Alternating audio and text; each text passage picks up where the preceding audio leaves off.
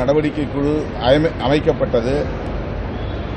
ஆனால் எதிர்க்கட்சிகளை சார்ந்த உறுப்பினர்களை முறையாக பேச அனுமதிக்கவில்லை. அவர்களின் கருத்துக்களை ஒரு பொருட்டாக எடுத்துக் கொள்ளவில்லை.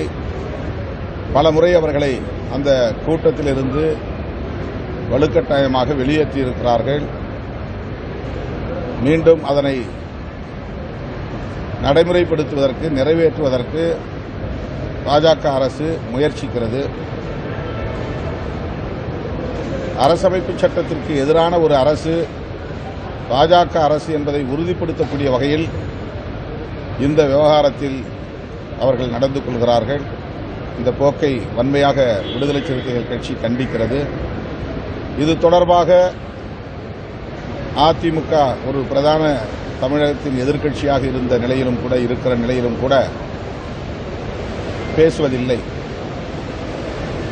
மிகச் சிறிய சிறிய பிரச்சனைகளை ஊதி பெருக்குகிறார்கள்.